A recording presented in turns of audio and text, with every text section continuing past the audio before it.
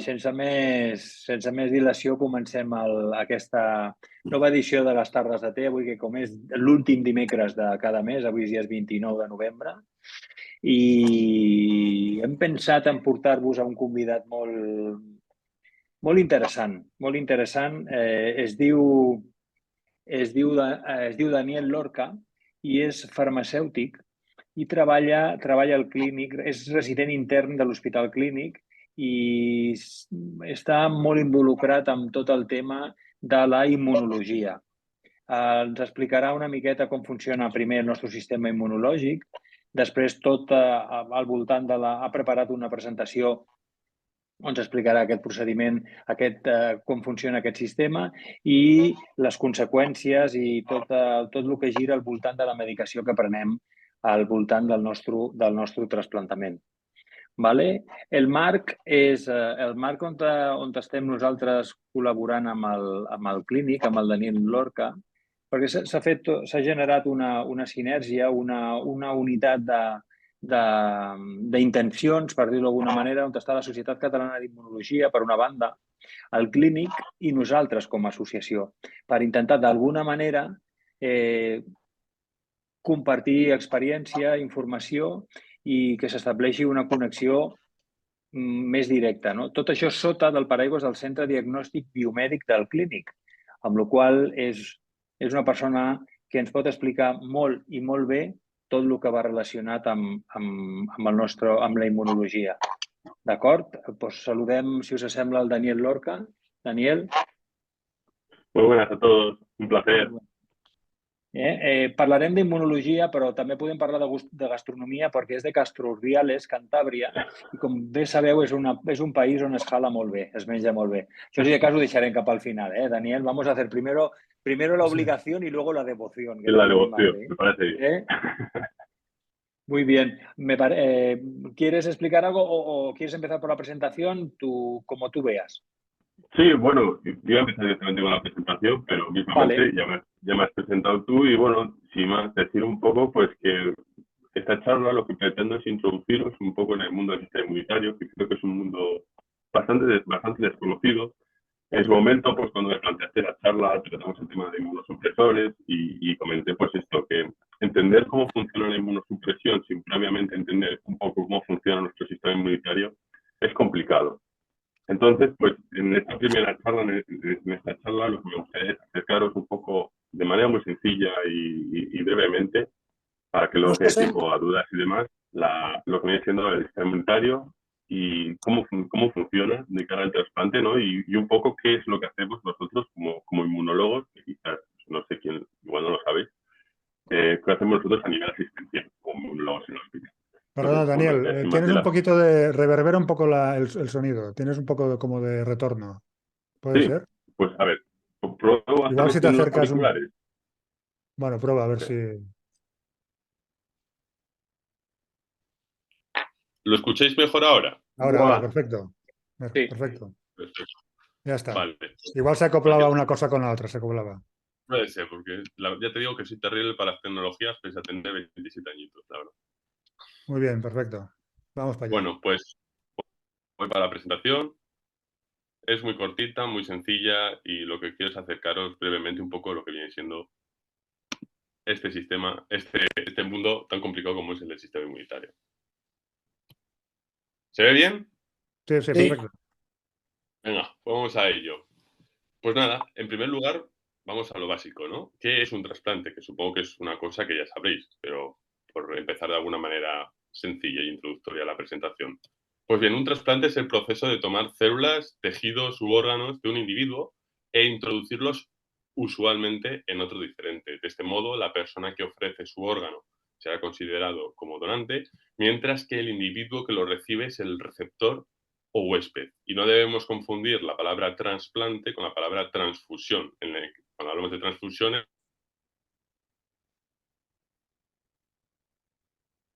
Se marchó. Sí. Daniel, te hemos perdido.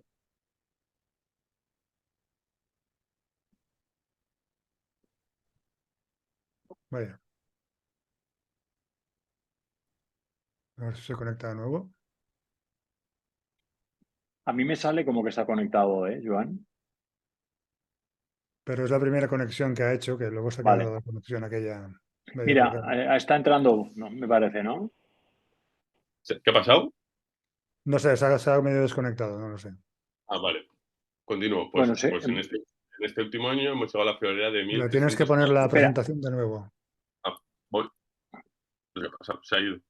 Sí, es como si... sí. La primera, cuando estabas en lo del trasplante y el receptor y el donante o huésped, en la primera Bueno, diapositiva. comparto pantalla. Vale. Venga, Así, y ahora va. ahora sí. Venga. Vuelvo para atrás, pues. Sí.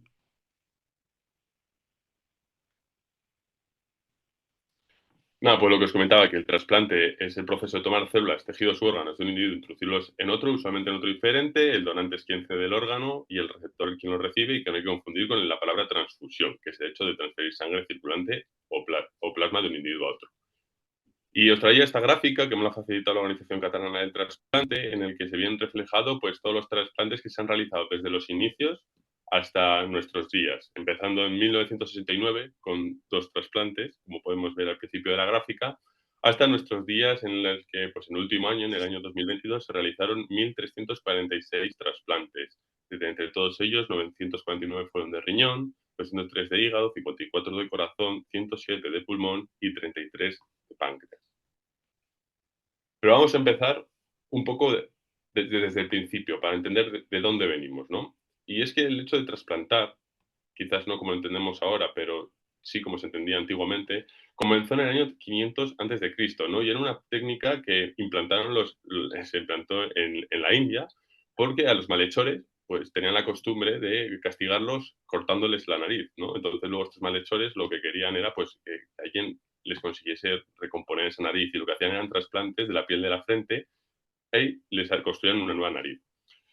Pasando el tiempo ya y viniendo ya a la edad media moderna, ¿no? Pues esta técnica también fue documentada por los médicos italianos, quienes reparaban lesiones de la nariz, pero esta vez con colgajos de piel que provenían del antebrazo. Y diréis, ¿por qué os estoy contando todo esto? Pues bien, porque en la percepción de que había algo dentro de los receptores cuando se hacía un trasplante de piel, comenzó con Tagliacocci, que era un médico boloñés de aquella época, ¿no? Quien, al intentar ya no trasplantar trozos de piel de un individuo a sí mismo, sino que intentaba trasplantar trozos de piel de un donante a un receptor, afirmó que en este receptor había una fuerza y poder que impedía la viabilidad del trasplante.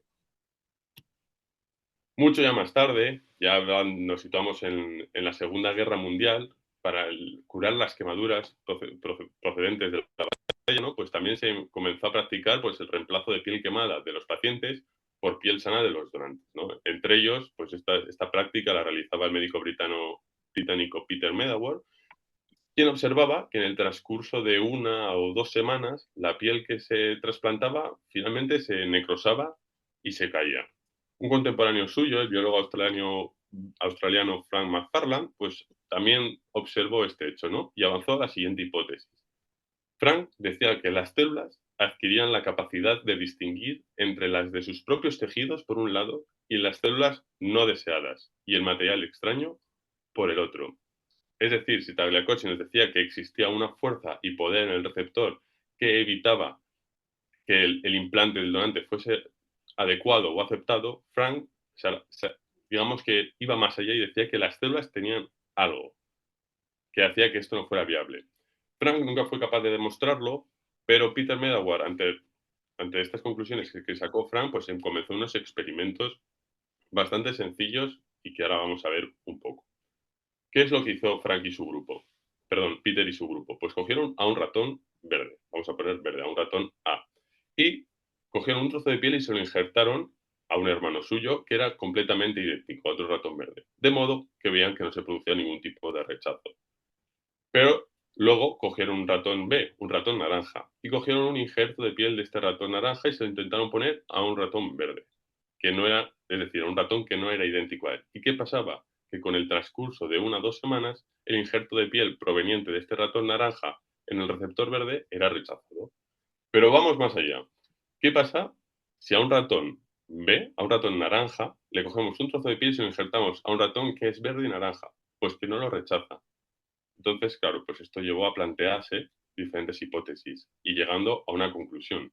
Y es que existen unas estructuras responsables del rápido y fuerte rechazo entre los ratones que no eran idénticos. Y dijeron que estas eran las moléculas del complejo mayor de histocompatibilidad, también conocidos como HLA. Y estas moléculas averiguaron que son la diana del sistema inmune del receptor, quien inevitablemente reconocerá el HLA del donante como algo extraño y lo atacará.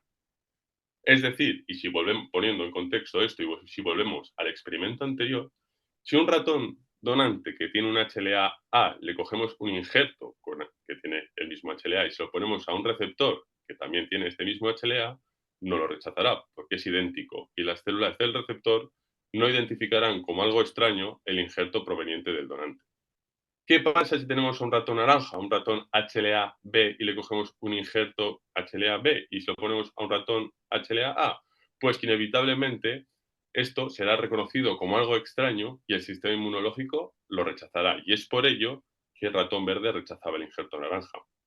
¿Y qué pasa en el último caso? Pues que si cogemos de un donante HLA-B un injerto B y se lo ponemos a un ratón verde y naranja, es decir, a un ratón que expresa ambos tipos de HLA, pues el cuerpo no lo rechazará, porque a pesar de no ser completamente idéntico, sí que es parcialmente parecido y por tanto el cuerpo lo reconoce como propio. Estos experimentos en 1960 pues llevaron a la obtención del premio Nobel de medicina a Peter Medawar y a su compañero Frank McFarlane. Por tanto esto que hablo del HLA, ¿qué es el HLA? Pues el HLA van a ser unas estructuras proteicas que se van a encontrar en la superficie de casi todas las células de nuestro organismo y van a cumplir una función que parece muy absurda pero fundamental, que es la de diferenciar lo propio de lo ajeno. Van a identificar nuestras células, es decir, van a dar lugar a una combinación que se va a expresar en la superficie de nuestras células, que es única y que va a ser prácticamente irrepetible. Y además va a presentar proteínas propias y extrañas al sistema inmunitario, activándolo o no. Es decir, si el HLA presenta una proteína propia, el sistema inmunitario no se activará. Mientras que si presenta una proteína extraña de un virus, de una bacteria, nuestros linfocitos, gracias a su presentación mediante el HLA, verán que esto no es propio y lo activarán, porque será un signo de alarma, un signo de defensa y de ataque. En nuestro organismo, principalmente, podemos encontrar 6 tipos diferentes de moléculas de HLA. Hablamos de las de clase 1, HLA A, B y C, y de las de clase 2, HLA, DR, DQ y DP. Es importante que sepáis pues, que estas moléculas no vienen de la nada, sino que las heredamos de nuestros padres, de tal modo que la mitad, 6, vienen de nuestro padre y la otra mitad, las otras 6, vienen de nuestra madre. Es decir, tenemos un total de 12 moléculas, 2 HLAs, 2 HLB, 2 HLC, etcétera, una por parte de nuestra madre y otra por parte de nuestro padre. Y estas moléculas presentan una gran variedad, son una de las proteínas que tenemos en nuestro organismo que son más variables, que tienen más formas. Y esto es resultado de la evolución y de la mezcla de las poblaciones. Si bien, como podemos ver en la tabla que os he puesto abajo, hablamos de que hay 6 moléculas, 6 tipos diferentes, por ejemplo, el HLA, el B, el C, pues es que dentro del HLA-A hay 8.012 formas diferentes. El HLA-B tiene 9.573 formas diferentes. El HLA-C tiene 7.995 formas diferentes. De modo que es prácticamente imposible encontrar a 2 personas que tengan la misma combinación de moléculas, porque si combinamos, si al fin y al cabo es pura estadística, si tenemos una persona que tiene un HLA-01 y uno que tiene un B 9.400, pues al fin y al cabo, si vamos haciendo toda la posible combinación debido a la gran cantidad de variables alélicas que hay, pues se vuelve prácticamente imposible encontrar a 2 personas iguales. Y es lo que llevará inevitablemente al rechazo, como hemos visto en el dibujo, ya que si no es idéntico, finalmente el sistema inmunitario terminará reconociendo el injerto como algo extraño y lo atacará.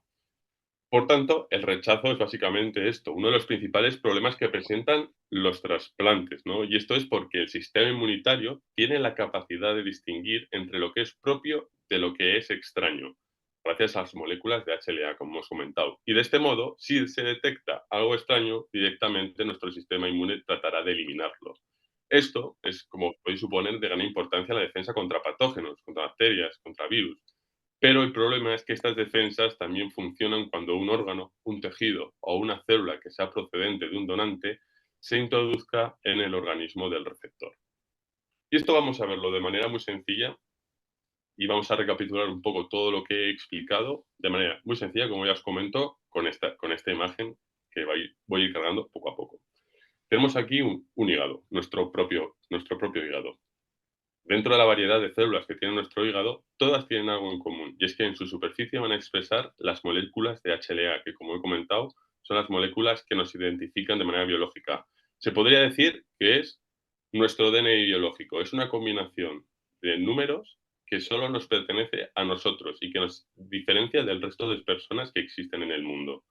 Por tanto, cuando las células de nuestro hígado son reconocidas por nuestros propios linfocitos, estos se dan cuenta de que sí, que es un HLA que ellos reconocen, que es un HLA propio y que es algo que no es extraño y por tanto no tienen ningún problema, lo aceptan. ¿Qué pasa cuando nos introducen el hígado de un donante? ¿Qué pasa cuando se introduce un órgano extraño dentro de nuestro organismo? Pues que este órgano va a tener unas células con un DNI diferente, con un HLA diferente. Y por tanto, cuando lleguen los linfocitos del receptor y vean que ese HLA no es el propio, es el extraño, se activarán. Y de esta activación tendrán lugar dos cosas. En primer lugar, tendrá lugar un fenómeno que se conoce como expansión clonal y que consiste en que cuando un linfocito reconoce su diana, empieza a multiplicarse para tratar de neutralizar la amenaza. Pero además, el linfocito que se activa, este linfocito T, es capaz de activar a los linfocitos B, que en última instancia producirán los anticuerpos. Tanto por un lado como por otro, tanto de manera directa por acción de los linfocitos T, por citotoxicidad que llamamos, como de manera indirecta por acción de los anticuerpos, el destino es el mismo. El destino es que el sistema inmunitario quiere eliminar la amenaza y en este caso la amenaza es el órgano del donante y por ambos mecanismos lo atacará intentando destruirlo. Entonces, bueno, para eso tenemos lo que vienen siendo las terapias inmunosupresoras, para intentar frenar, para intentar mitigar y para intentar dormir lo que viene siendo el sistema inmunitario del receptor y evitar que todo este ciclo pase. Lo bueno, que ya focalizándonos un poco en el trasplante hepático, lo bueno que tiene desde el punto de vista inmunológico este tipo de trasplante es que el injerto de hígado es el mejor tolerado. Y esto es lo que nos ha enseñado la experiencia. Se ha visto que los trasplantes de hígado presentan una tasa de rechazo inferior a la del resto de órganos. Y que además, cuando se trasplantan en los trasplantes que llamamos multiorgánicos, que igual se trasplanta un hígado y un riñón, un hígado y un corazón, pues se ha visto que son capaces de inducir tolerancia frente a sí mismos, pero también frente a los órganos que son trasplantados consigo de manera simultánea. Esto, la tolerancia, es que evitan que el sistema inmunitario se active y lo ataque.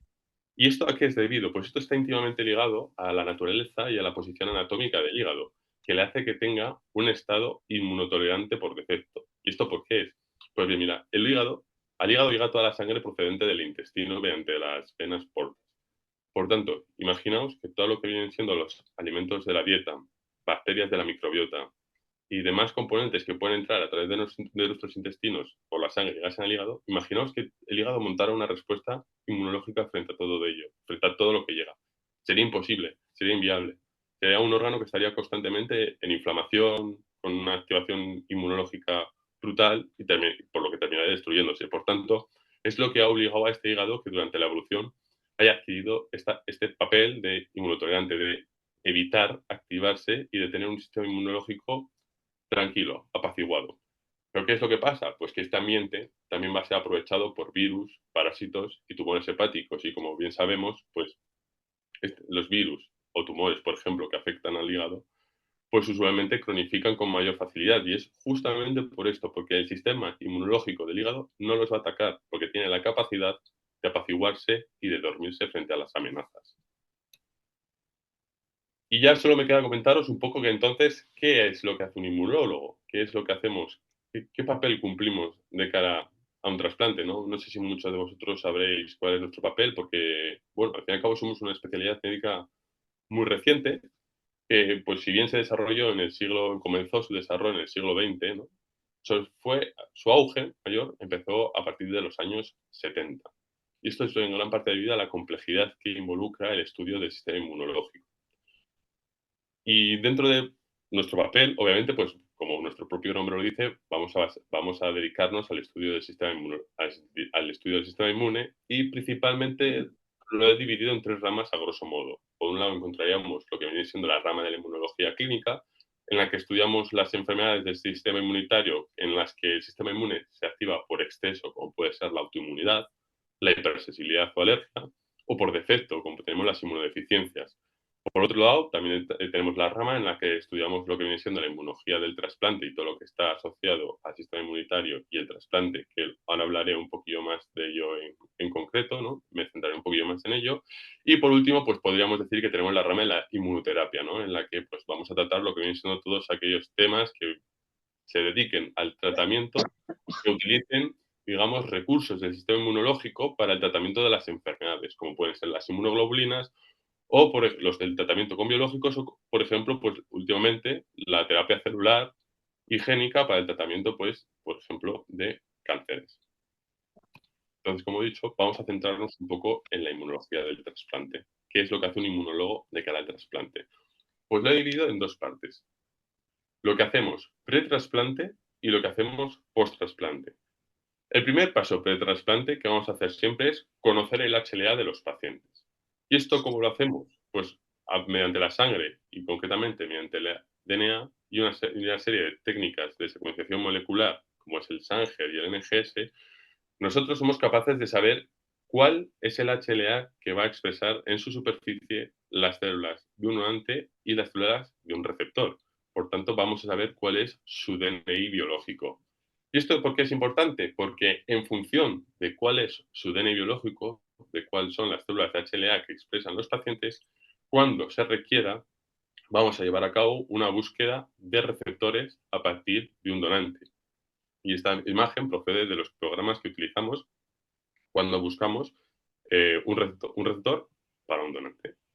Y, por ejemplo, pues veríamos identificados cómo los pues, diferentes pacientes y cómo los diferentes pacientes están sensibilizados frente al donante, porque muchas veces no es no buscamos qué receptor se parece más al donante en cuestión de HLA, sino qué receptor está menos sensibilizado frente al donante. ¿Y qué quiere decir esto? Quiere decir que buscamos cuál es el receptor cuyo sistema inmunológico creemos que no va a ser capaz de reconocer al donante, porque no ha estado expuesto a él y porque no vemos que produzca anticuerpos frente al donante, frente a los HLAs del donante. ¿Y todo esto para qué? Para en una última instancia, cuando ya conocemos los HLAs y ya hemos buscado al receptor que creemos que es compatible con el donante, llevar a cabo una simulación in vitro de qué sería lo que se produciría cuando ese órgano lo introduzcamos en el receptor. A esto lo llamamos prueba cruzada y lo realizamos de la siguiente manera. Cogeríamos células provenientes del donante, que en su superficie expresarán HLA, concretamente cogemos linfocitos, y los cruzamos con suero del receptor, porque en el suero del receptor están los anticuerpos. De modo que si este receptor, los anticuerpos que hay en este receptor, no se unen a la superficie de las células del donante, de las moléculas de HLA que hay en la superficie de las células del donante, decimos que el receptor es apto y que por tanto el trasplante puede ir adelante. Pero si en el suelo del receptor, bien porque este receptor ha sufrido transfusiones sanguíneas, o bien porque es una mujer y ha tenido un embarazo, o bien porque ha tenido un trasplante previo, ha generado anticuerpos frente a un HLA, si cuando lo juntamos con las células del donante y estas células del donante presentan algunos de los HLA frente a los que el receptor tiene una respuesta inmunitaria montada, se unirán a la superficie de estas células y lo detectaremos por diferentes tecnologías, de modo que diremos que el trasplante no puede realizarse porque cuando ese órgano se ha introducido en el receptor, se producirá un rechazo. Pero no solo se queda así. O sea, una vez hemos ya realizado el trasplante, es necesario hacer un seguimiento post-trasplante de los receptores. Y estos son lo que llamamos estudios de sensibilización. Como ya os comentaba, cuando se produce una respuesta inmunológica, cuando se introduce un órgano del donante a un receptor, se genera una respuesta inmunológica y esta respuesta inmunológica conlleva la producción de células que van contra el hígado o el órgano, pero también de anticuerpos. Y estos son los que vamos a estudiar en los estudios de sensibilización. De modo que si cuando nos llega una muestra de suero post-trasplante y vemos que el paciente está produciendo anticuerpos, diremos que pues, avisaremos y diremos, y para con el fin de que pues, se aumente lo que viene siendo la inmunosupresión. Pero pues, si en contra pues, no se están produciendo los anticuerpos frente al órgano que ha sido trasplantado, diremos que el trasplante de momento no ha habido una activación del sistema inmunológico del paciente y que la inmunosupresión es la adecuada. Y ya resumiendo, porque creo que os he contado bastantes cosas y seguro que tenéis muchas preguntas, pues nada, me gustaría coger unos pequeños conceptos que creo que son los principales y que sean los que me gustaría que os llevaseis a casa. Y básicamente deciros 6 puntos. El primero es que las células adquieren la capacidad de distinguirse entre las de sus propios tejidos y las extrañas. Esto se descubrió que era debido a que casi todas las células del organismo expresan en su superficie unas moléculas muy especiales, las moléculas de HLA, que nos identifican, son nuestro DNI biológico, de modo que es prácticamente imposible encontrar a dos personas con la misma combinación de estas moléculas. Y es justamente esto de la imposibilidad de encontrar a dos personas con las mismas moléculas HLA que cuando un órgano de un donante es ingresado en el cuerpo de un receptor, sin la ayuda de los inmunosupresores será inevitable que finalmente sea rechazado, porque será reconocido como algo extraño por el organismo. Se activará y tratará de destruirlo. Deciros que de todos los órganos que se trasplantan, pues la experiencia nos ha dicho que el trasplante de hígado, por suerte, es el mejor tolerado de todos ellos, por su estado único de inmunotolerancia por defecto. Y que el especialista sanitario encargado del estudio de toda la ciencia que hay detrás del trasplante, además del estudio del sistema inmunitario, pues es el inmunólogo. Y hasta aquí mi parte, agradeceros vuestra atención, espero que os haya gustado la charla y estoy abierto a cualquier tipo de pregunta o duda que se haya surgido a raíz de ella o que tuvieseis ya previamente. Muchas gracias. Muy bien, Daniel. Muchas gracias por Muy tu bien. explicación y por la luz que nos echas de las dudas que tenemos alrededor de la inmunosupresión. Yo ahora al final he tomado 4 notas eso de los estudios de sensibilización, ¿no? Que son, por decirlo de alguna manera, supongo que deben ser los controles que nos hacen habitualmente y que nos dicen, pues mira, súbete un poquito el Advagraph o bájate un poquito porque es ajustar la medicación a la cantidad de anticuerpos que tenemos en nuestro organismo. Claro, al fin y al cabo, con los estudios que decidimos que llamamos de sensibilización post-trasplante, lo que vemos es cómo van variando los niveles de anticuerpos que el receptor tiene en el suelo, de modo que si los niveles aumentan, significa que está habiendo una estimulación del sistema inmunológico por parte de este órgano que ha sido introducido y por tanto corremos el riesgo de sufrir un rechazo. Tenemos un mayor riesgo de sufrir un rechazo. Entonces, por eso el médico sube lo que viene siendo la inmunosupresión, ¿no? Mientras que por contra, si vemos que los niveles de anticuerpos circulantes se mantienen constantes, pues interpretamos que el sistema inmunológico está bien, está tranquilo, digamos, está apaciguado y que no se requiere un aumento de la inmunosupresión, porque como todos sabemos, la inmunosupresión, pues al fin y al cabo, también nos expone quizás a otros riesgos, ¿no? Entonces, Sí, claro, aumentarla si no hay una necesidad lógica de ello, no tendría sentido, ¿no? Estos son sí, los sí. estudios que cada 3, 6 meses, pues, que supongo que son a los que te refieres, ¿no? Pues nos Sí, sí, llegan sí, sí. Sí, mediante sí, diferentes porque si nos pasamos de inmunosupresión, nos pasa lo que digo yo, ¿no? Que compramos todas las ofertas de la semana, ¿no? sí, Cuando pues viene mi hija resfriados, del cole y dice, ahí pasa de gastroenteritis, digo, "Buah, pues ya sé qué es lo que me va a pasar. Pasado mañana o el otro estoy yo camino o conjuntivitis o la típico congestión nasal, constipado, cualquier cosa de estas, pues lo cogemos rápido, ¿no? Es curioso que lo que nos da la vida, que es el hígado que nos han puesto, lo entendamos como enemigo y vayamos a por él, ¿no? O sea, que es curioso, ¿no? Es que, al fin y al cabo, yo lo concibo como, estamos tan bien hechos y nuestro sistema inmune está tan bien hecho que por mucho que se parezca algo, es capaz de distinguirlo como que no es propio y lo atacará, sea lo que sea. Incluso a Mm, veces se pasa de frenada mm. y lo que pasa es que nos ataca a nosotros mismos y genera lo que vienen siendo las enfermedades autoinmunitarias, ¿no? En las Sí. que nosotros mismos, nuestro cuerpo reconoce a nuestro propio cuerpo como extraño Mm. y lo ataca. Sí, sí. Bueno, Entonces, chicos, familia, a sí, ver, yo empiezo con una pregunta, doctor Lorca. Entonces, esto explicaría un poco la disparidad, digamos, de dosis que tenemos entre nosotros, por ejemplo, ¿no?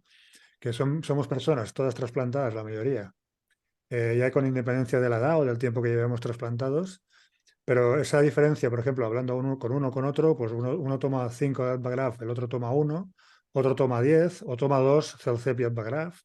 Eso ya va en función, por lo que explicas, que la respuesta de nuestro cuerpo es lo que condiciona que luego la dosis sea pues la que es, ¿no?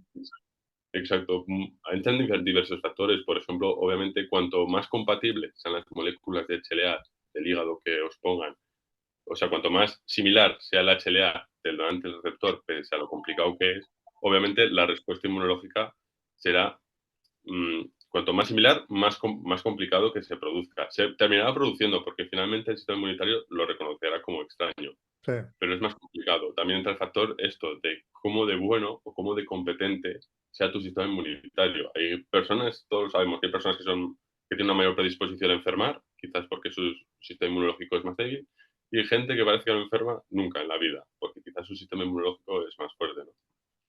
Entonces, al fin y al cabo, pues quizás estas personas que tienen más capacidad de enfermar porque su sistema inmunológico es más débil, quizás de cara a un trasplante, pues también les viene mejor, porque necesitan menos inmunosupresión, porque su sistema inmunológico es menos competente.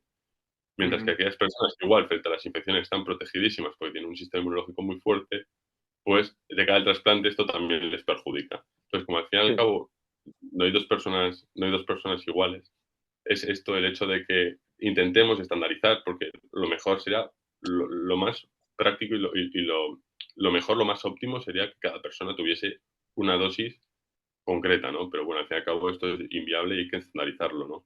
Y al fin y Mm, al cabo, dentro de esta estandarización, pues este hecho es lo que hace que cada persona tenga un tipo de inmunosupresión diferente, un tipo Mm. de fármaco diferente, porque su mm. sistema inmunológico siempre funcionará de una manera diferente.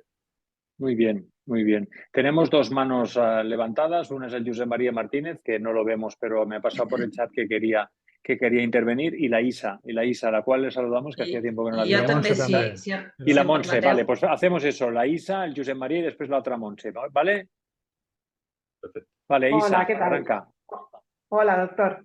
Mira, Hola, yo Isa. soy un caso, ahora te explicaré, porque yo soy de hepatitis autoinmune, me hicieron un trasplante hace 2 años y ahora me ha salido una proctitis ulcerosa también autoinmune.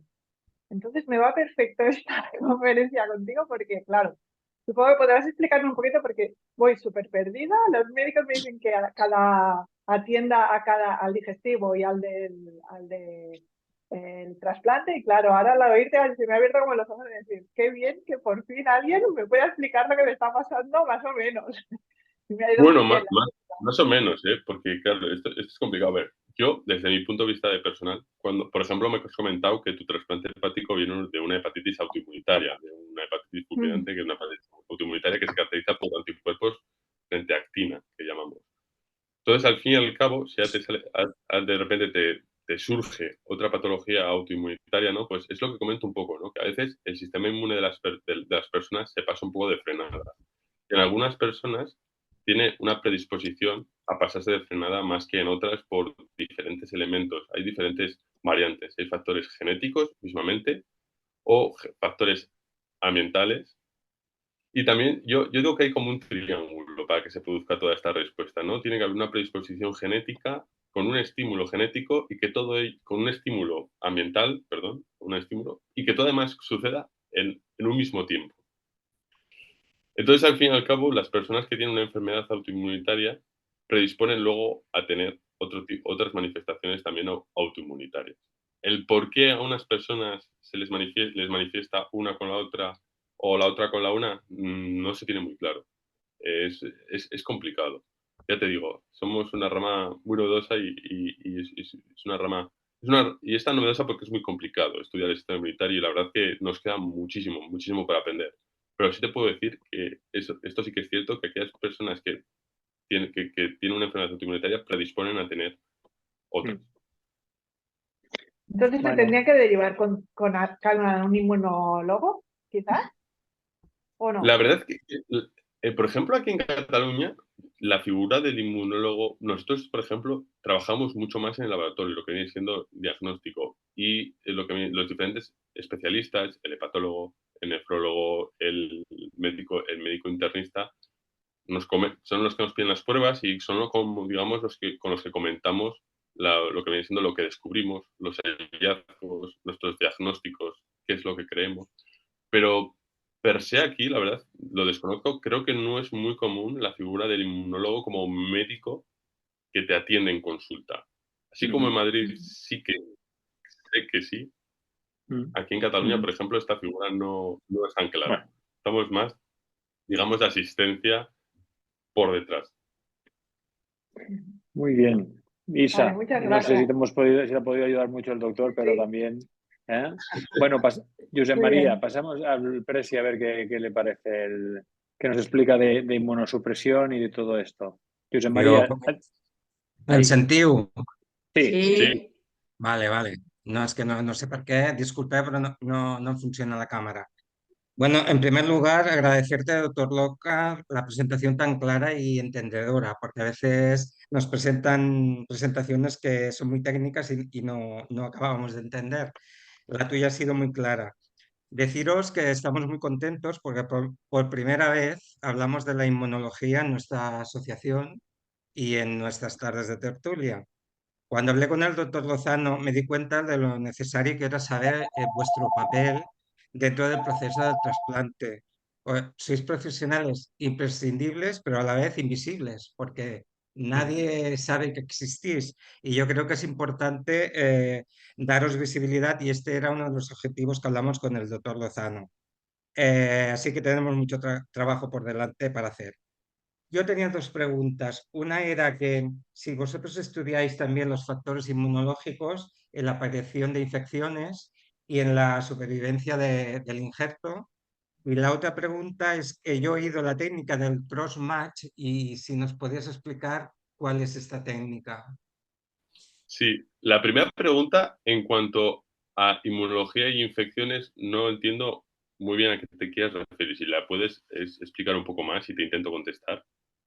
No, si por ejemplo en las infecciones, por ejemplo, post-trasplante que nosotros cogemos, si también se estudian los factores inmunológicos, si hay una causa inmunológica en la aparición de esta infección.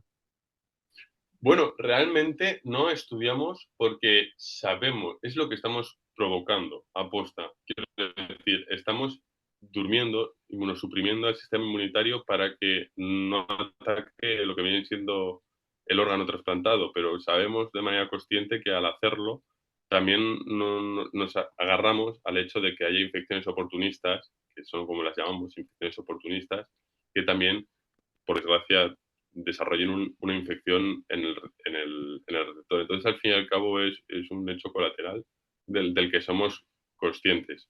Y es justamente un poco, enlazando un poco con lo que comentaba, ¿no? Antes, ¿no? Pues que es este hecho, ¿no? También de porque no se dé una dosis de inmunosupresión altísima. Hay que manejar un poco lo que vienen siendo los riesgos. Sí, no quiero rechazar, quiero evitar que mi paciente rechace el órgano, pero tampoco a cualquier coste. No quiero que coja una infección y que sea eso lo que puede producir más daño que el propio rechazo del órgano. Esto sería un poco la primera parte.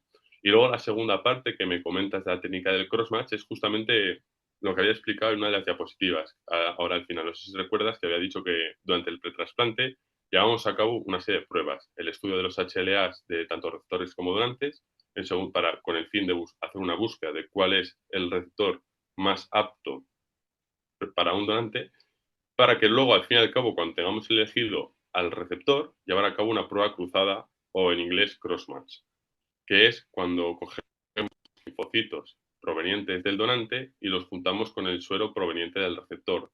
Y así vemos si hay un reconocimiento, de modo que si en el suero del receptor hubiese una sensibilización frente a los HLAs del donante, pues existirían anticuerpos que se unirían a las células y que por diversas técnicas, como es la citometría de flujo, pues veremos que este reconocimiento se ha producido, entonces diríamos que ese receptor no es apto para ese donante, porque en cuanto introduzcamos este órgano, pues se va a producir un rechazo, lo que llamamos agudo o hiperagudo. Mientras que si no se produce este reconocimiento, diríamos que el receptor es apto y es cuando empieza un poco pues lo que viene siendo la historia de la inmunosupresión, ¿no? Si no inmunosuprimiésemos, quizás no se produjera un rechazo agudo hiperagudo, que es un rechazo por anticuerpos, pero sí se produciría un rechazo a largo plazo, porque al fin y al cabo el sistema inmunitario terminaría reconociendo el hígado como extraño, y es aquí donde entra la inmunosupresión a tratar de que esto no pase. Vale, Muy bien, llegados a gracias. este punto, gracias José María, llegados a este punto, te voy a presentar una persona que lo que tenéis que hacer es no investigar más, cerrar el kiosco y coger una muestra de su sangre y utilizarla como inmunosupresor estándar para todos los trasplantados. Ella es Montse Collado y hace 30 y cuántos años que estás trasplantada, Montse. 37. O sea que, es ella. O sea, a quien tenéis que investigar, lo que tenéis que fijaros, el camino que debéis de seguir es Montse, porque es la trasplantada en vida más longeva de toda España. Y yo supongo que ya habrás saltado la pantalla y será hasta de Europa también. ¿Cuántos años llevas trasplantada, Montse? En mayo hizo 37, o sea que voy hacia 38 años en mayo, el día Igual no 1 de habías mayo. nacido, Daniel. Bueno, tengo 27. Imagínate. Pues sí, Montse es la trasplantada más longeva de hígado en España. Digas, Montse, que tenías una cosa Ya te para... quería comentar precisamente esto, ¿no? O sea, yo una vez hace ya muchos años, no recuerdo el libro, alguien le dejé aquel libro y me desapareció. Tengo algún apunte hecho y ahora no sé dónde lo tengo, pero hablaba de que al cabo del tiempo de tener un órgano trasplantado, las células de tu órgano trasplantado y las células de tu cuerpo, llegaba un momento que aprendían, entre comillas, como a respetarse y empezaban a saber convivir juntas para trabajar juntas, ¿no? Para darle vida a ese órgano, ¿no? Y aquello me gustó mucho, yo siempre estoy leyendo y apuntando cosas que me gustan. Lo tengo apuntado por algún sitio, pero claro, no creía que precisamente el tema sería para eso, ¿no? Y aquello a mí me gustó muchísimo, me encantó porque pensé, claro que sí. Y otra cosa que muchos de los que me conocen saben, cuando yo tuve una hepatitis fulminante y cuando yo ya me desperté y fui capaz de entender qué me habían hecho, yo recuerdo que los médicos se reían cuando se lo explicaba, pero yo empecé a hablar con mi hígado y con mi cuerpo. Yo le tengo mucho respeto a mi cuerpo y lo quiero muchísimo. Entonces yo le decía a mi hígado, tú aquí dentro tú trabaja bien, no te preocupes que te vamos a cuidar bien. Y luego a mi cuerpo, a mis otras células de mi cuerpo les decía, oye, vamos a cuidarlo bien porque si no nos vamos a ir todos a hacer puñetas. O sea que vosotros mismos. Y cuando yo leí esto en aquel libro pensé, mira, es la idea el mensaje que yo le daba a las células de mi cuerpo, porque para mí mis células son pequeños seres vivos, ¿no? Entonces les tenemos que dar ese buen mensaje, ¿no? Y a lo mejor es por eso, oye, tendremos que empezar a hablar ¿Quién lo con... sabe? ¿Quién lo sabe? No, hay una cosa muy bonita que pasa con el hígado. Bueno, esto pasa realmente con todos los órganos, ¿no? Tú al fin y al cabo, cuando trasplantas un órgano, las células inmunológicas que existen en este órgano viajarán a través del torrente sanguíneo y se encontrarán en los ganglios linfáticos, que es donde suele tener lugar las presentaciones entre ambas células, además de en el órgano, ¿no? Pues viajarán y ahí es donde en parte se activa la respuesta inmunológica, ¿no? Ya no solo en el órgano, sino a nivel periférico también se genera toda esta respuesta inmunológica. Se ha visto que con el hígado esto pasa, pero que las células que fluyen del hígado hacia los ganglios linfáticos, que es donde tienen lugar la respuesta inmunológica, son lo que llamamos tolerogénicas, es decir, que generan tolerancia, de modo que, digamos, que se hacen amigas del sistema inmunológico del receptor y esto hace que sea digamos, el trasplante de hígado sea también tolerado.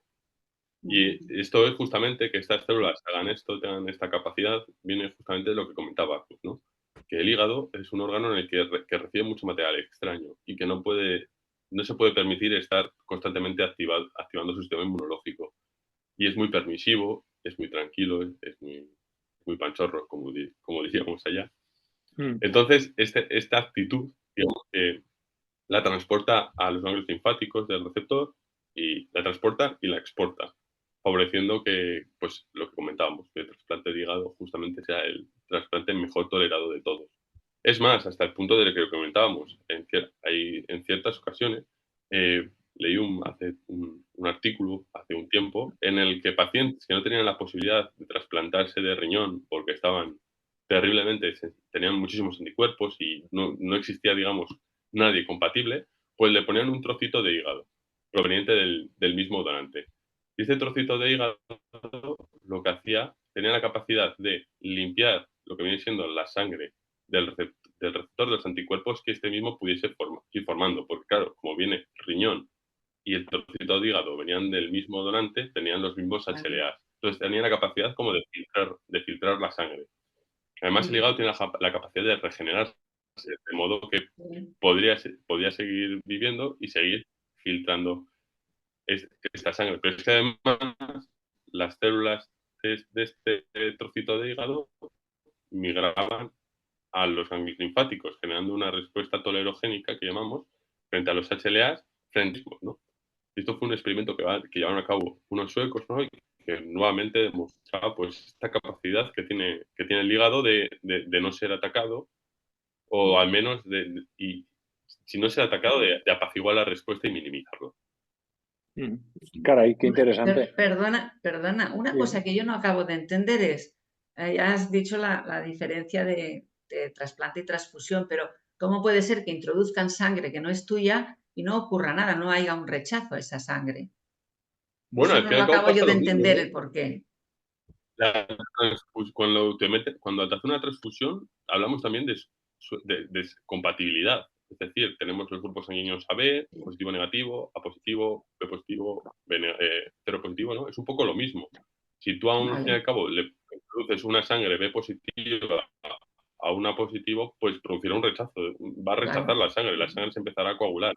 Esto es un poco lo que pasa con los órganos, solo que el sistema HLA es muchísimo más complejo que el sistema AB, A, B y 0. Aquí estamos hablando de 4 proteínas que, aunque a veces que también hay diferencias, ¿no? Pero principalmente no existen problemas, ¿no? Aquí en el sistema HLA hablamos de 6 y a la vez ya hemos visto que dentro de las 6 el A tenía 9.000 posibilidades diferentes, el B tenía 8.000 posibilidades diferentes. Entonces, al fin y al cabo, la sangre es un sistema mucho más sencillo. Vale, gracias, muchas gracias. Llegados a este punto, Nada. ¿Y en el futuro qué? ¿Hacia dónde vamos, doctor? ¿Hacia que nos trasplanten hígados inmunizados de serie o a medicación mensual de tomarte una pastilla al día 1 de cada mes y olvidarnos? ¿O hacia dónde vamos? Pues, por ejemplo, lo que yo conozco o lo que yo más conozco, ahora mismo nosotros estamos estudiando, nos centramos en el estudio de aquellos pacientes que, como tienen muchos anticuerpos, porque han sido tratados muchas veces ya, y que tienen muchos anticuerpos en suero y que ya no tienen la posibilidad de ser trasplantados y tienen que estar conectados. Hablo más refiriéndome al riñón, porque suele tener más problemas el riñón. El riñón suele tener bastantes más problemas que el hígado. No, pues son estas personas que ya por desgracia van a tener que vivir conectados a una máquina de diálisis, ¿no? Entonces, un poco a donde vamos es a intentar generar células modificadas genéticamente para que reconozcan HLAs de lo que viene siendo el órgano y generen tolerancia dentro del receptor.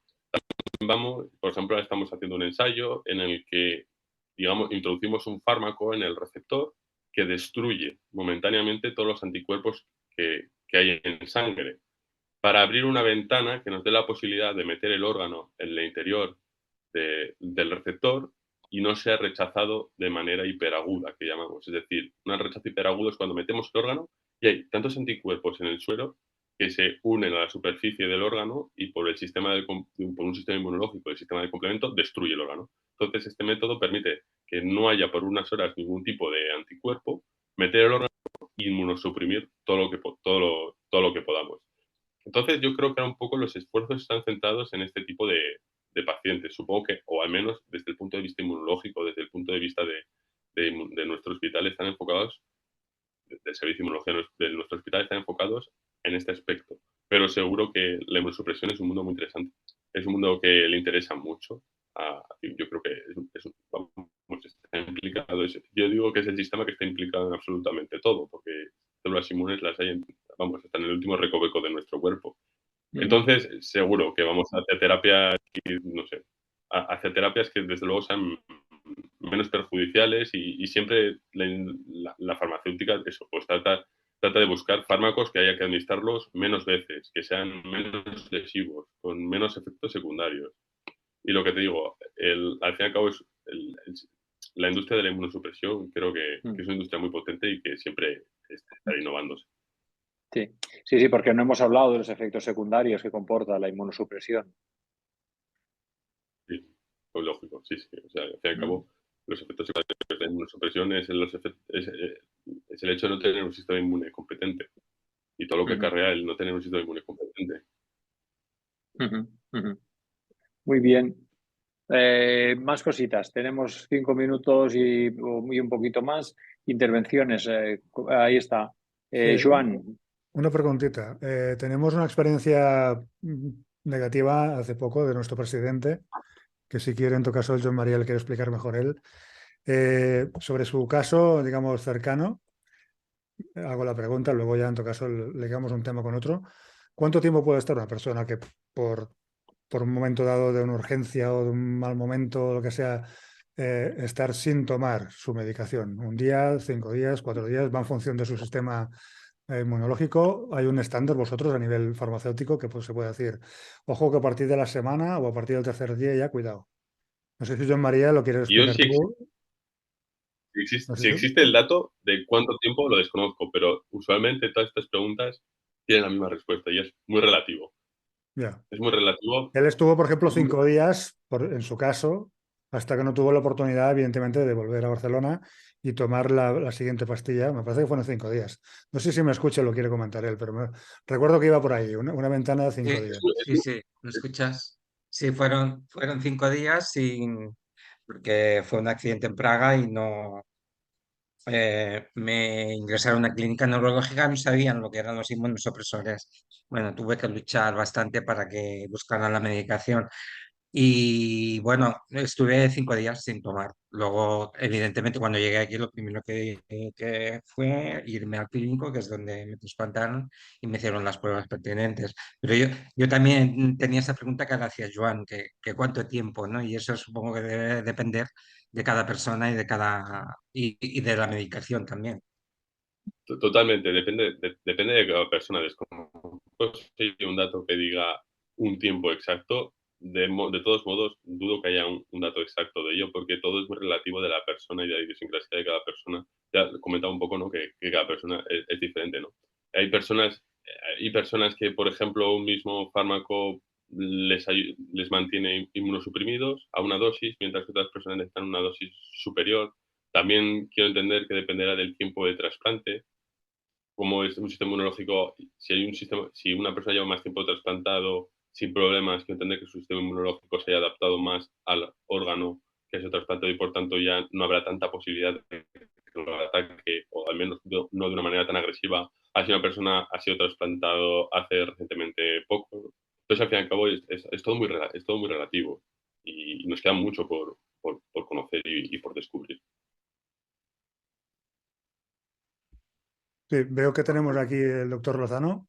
Sí, a mí me gustaría hacer una intervención, porque hace un momento se ha preguntado, ¿no?, el futuro, ¿no? Una cosa que sabemos del hígado, bueno, del sistema inmunitario en general, y es que nuestro sistema inmunitario al final puede aprender a tolerar cosas que en principio deberían hacer que nuestro sistema inmunitario reaccione contra ellas. Sabemos que el sistema inmunitario es capaz de aprender a no reaccionar. Para eso existen unas células que son los linfocitos, que son los linfocitos T, que se llaman reguladores. Estos linfocitos están diseñados para impedir que el sistema inmunitario reaccione contra cosas específicas. Y se está aprendiendo a generar las condiciones para generar estos linfocitos reguladores específicos, que pueden hacer que específicamente tú dejes de reaccionar contra los antígenos de histocompatibilidad de un donante, pero siga reconociendo cualquier antígeno, o sea que solamente van a suprimir la respuesta del sistema inmunitario contra los antígenos del donante, pero no van a suprimir la respuesta pues, contra los parásitos, contra los virus, contra las bacterias, contra cualquier otra cosa. Porque esas células se dice que son específicas.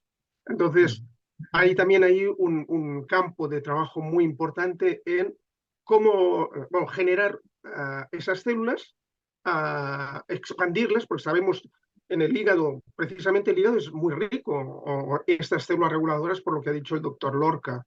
El hígado tiene que tolerar muchas de las cosas que nuestro organismo absorbe a través del tubo digestivo, que le llegan proteínas de alimentos, de animales, de bacterias, y tiene que aprender a tolerar. Y para eso crea un entorno, el hígado, favorable a que se generen células reguladoras que hacen que nuestro sistema inmunitario no reaccione contra esas cosas extrañas que podemos adquirir por el sistema digestivo, ¿no? Por ejemplo. Bueno, entonces, una posibilidad es aprender a generar esas células reguladoras y que reconozcan específicamente los antígenos de histocompatibilidad del donante y que inhiban cualquier respuesta de rechazo contra el donante. Y esas células reguladoras no suprimirán nada más que la respuesta contra las células del donante y no suprimirán la respuesta pues, contra los virus, como hemos dicho, ¿no?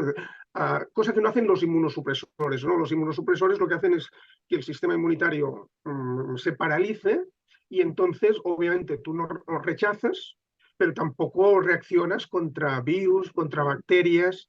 Entonces, esta sería una vía importante y que, es decir, el hígado puede ser una fuente de estas células reguladoras. Es decir, en lugar de ir a comprarnos un traje al Zara, iremos al sastre de la esquina y nos hará un traje a la medida para ir perfectamente equipados en la vida moderna, ¿no? Esto es, sí. Que generemos estas células, hay diferentes formas de generarlas, educarlas para que aprendan a tolerar. Entonces, cuando tengamos muchas de estas células reguladoras que han aprendido a tolerar y a suprimir la respuesta de rechazo, pues yo te las infundo y tú estarás protegido frente al rechazo y tu hígado no debería dejar de funcionar. Digo un hígado, digo un riñón, digo un corazón, cualquier órgano extraño que se haya trasplantado. Esta es una vía de trabajo que ya hay cosas, pero bueno, se ha de perfeccionar esto. Sí, sería una manera también de evitar los efectos secundarios de la medicación, ¿no? Exactamente. Que es lo que preocupa cuando suprimimos la respuesta inmunitaria, ¿no? Ganamos una cosa, pero al mismo tiempo perder la capacidad de respuesta contra pues, los patógenos de la vida cotidiana, ¿no? Que tenemos que dar respuesta a ellos, ¿no? No podemos. Entonces, por eso inmunosuprimimos lo suficiente para que no se rechace, pero que se mantenga un cierto grado de respuesta que nos proteja frente a los patógenos habituales, ¿no? Es un equilibrio. Entonces, con las células reguladoras no tendríamos necesidad de suprimir. Sí, Doctor Lorca. Es una terapia que también se está bueno, a la vez que se está desarrollando para lo que viene siendo evitar los rechazos, es una terapia que también se está desarrollando para el tratamiento de las enfermedades autoinmunitarias. De tal modo que se generan unas células T reguladoras que son específicas frente a la proteína de nuestro cuerpo que está generando la respuesta autoinmunitaria, de modo que cuando estas células T reguladoras, que llamamos, las introducimos en el cuerpo de la persona, las infundimos en el cuerpo de la persona que está llevando a cabo estas células reguladoras que son específicas, que es lo que decía Pau, que son específicas frente a la proteína, ¿no? Las introducimos en el cuerpo de la persona que está sufriendo una enfermedad autoinmunitaria y digamos que resetea. Es capaz de generar tolerancia y digamos que curar de cierta manera la enfermedad autoinmunitaria que el paciente está sufriendo. Una pregunta, ¿y esta tecnología estaría relacionada con las células CAR-T que están utilizando en cáncer, en curar todas estas, ¿cómo se llama? Linfomas y todas estas, el cáncer de sangre? Sí. Hay dos tipos, sí, hay dos tipos de aproximaciones. Digamos, la terapia CAR-T lo que cogemos son linfocitos T del propio paciente, linfocitos T, pero no reguladores, sino que lo que llamamos citotóxicos o colaboradores. Y los modificamos genéticamente para que expresen en su superficie un receptor que reconoce las células tumorales o malignas. En este caso, la aproximación quizás, creo que al menos los diferentes artículos que estoy leyendo, no es coger las propias células del paciente y modificarlas, sino coger células de otros pacientes, ya que damos por hecho que si el propio paciente está sufriendo una enfermedad autoinmunitaria, quizás son sus células T reguladoras las que no actúan de manera correcta. Es esto que decía antes, ¿no? Que hay diferentes factores. Está el estímulo, el tiempo y la predisposición genética. Entonces, lo más común es coger células T reguladoras y luego hay diferentes aproximaciones. Las podemos enriquecer e introducirlas sin más. El problema es esto, que al fin y al cabo estamos haciendo una inmunosupresión mediante células, pero que no es específica y por tanto también podemos inmunosuprimir frente a virus, cosa que nos interesa. O si no, tenemos otras dos aproximaciones. Hacer como con los CARs, pero con células T reguladoras, en vez de decir tóxicas, introducirles un receptor quimérico, un receptor CAR que reconozca, digamos, la proteína de interés, o podemos modificar el receptor que mediante ingeniería genética, modificar el receptor de la T reguladora, que llamamos el TCR, que es el receptor de la célula T, modificarlo genéticamente o introducir uno nuevo que sepamos que reconoce el antígeno, la proteína, que está produciendo, digamos, la respuesta inmunitaria. Caray, se abre un Estos mundo mundos ahí, son mucho más complejos y claro. mucho más complejo, es mucho más complejo. Se abre Y que sí, nos esta es la pediría... rama, digamos, podemos hablar de la rama de inmunoterapia. La rama de inmunoterapia que comentaba un poco que es uno de los campos que estudia el inmunólogo. Sí, sí, sí. Bueno, sin querer y sin darnos cuenta, nos ha volado la hora que teníamos programada y un poquito más. Yo no sé si sería hasta bueno, pues dentro de unos meses volver a juntarnos, cambiar el formato y, no sé, hablarlo con Joan y con la dirección y el clínico y tal, y si lo podíamos hacer presencial, hacer alguna cosa que fuera diferente y novedoso y que sea bueno para todos, ¿no? Tanto para la Sociedad Catalana Inmunológica como para el clínico, como para la asociación nuestra. ¿Entiendes? Yo pienso que es un buen momento para dejarlo porque estamos en la cresta de la ola y estamos pasados de tiempo, si os parece, ¿eh? Y enfocarnos de cara a un tiempo o unos meses más adelante y seguir la conversación donde la hemos dejado o retomarla desde otro punto de vista, lo que os parezca a vosotros. No sé. Yo, Joan, tú como Sí, bueno, jefe a raíz de de... este convenio que tenemos entre ambas entidades, pues bueno, es un puente ya que empezamos hoy es la primera prueba, digamos, o el primer encuentro así oficial, que a partir de ahora iremos extendiendo con el tiempo y en función de dónde nos lleve todos estos caminos, pues lo vamos haciendo público por aquí, de forma virtual o de forma presencial, y iremos viendo cómo vamos ligando un poco el camino y hoy es el primer paso, digamos, ¿no? A nivel de oficializar el encuentro entre las dos entidades. Un mundo Yo muy pienso que es interesante, infinito. Yo creo que sin entrar en muchos conceptos técnicos, creo que a todos nos afecta, evidentemente, y que es una cosa a tener siempre para estar al día, ¿no? Porque de alguna manera supongo que esto evoluciona muy rápidamente, en medio año, un año, ya estamos hablando igual de conceptos diferentes o introducir algunos nuevos que hasta ahora no había. Yo lo veo en el clínico, hablando con médicos y enfermeras. Yo soy trasplantado del noviembre al 19, de octubre a noviembre, y a fecha de hoy, contando que hay una pandemia por el medio, ya hay conceptos que se han incluido nuevos en un trasplante que no existía hace 4 años. Entonces, como el MELT, que digamos que es el índice que graba la enfermedad del hígado, ahora es MELT más el sodio, que es una proteína, bueno, como un parámetro más, que no existía hace 3 o 4 años, ¿no? Entonces supongo que la inmunología es igual. da pie a muchos más encuentros, que es lo que haremos haciendo ahora, y nos mantenemos al día, ¿de acuerdo? Doctor Yo Lozano, pienso doctor Lorca. el sistema inmunitario es apasionante, pero Sí, sí. la verdad que el sistema inmunitario del hígado es aún más apasionante porque es Bueno, muy no, peculiar. ha quedado claro, sí, sí. Podríamos ahí, bueno, extendernos más adelante y explorarlo un poquito más en futuros encuentros Muy bien, Muy bien. y hacer sesiones con varios especialistas, ¿por qué no? muy bien. Pues yo Muy bien. pienso que lo que decíamos, estamos en lo mejor, es el momento de dejarlo ahora. Y muchas gracias al doctor Lozano, muchas gracias al doctor Daniel Lorca por su presencia y por su paciencia.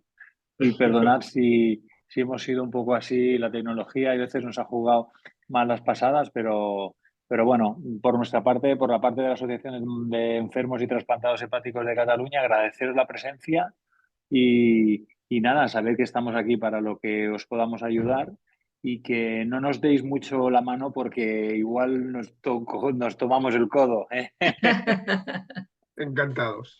Muy bien, Bueno, muchas pues gracias. muchas Muchas gracias y buenas gracias. tardes. Hasta la próxima. Hasta pronto. Adiós. Hasta Adiós. pronto.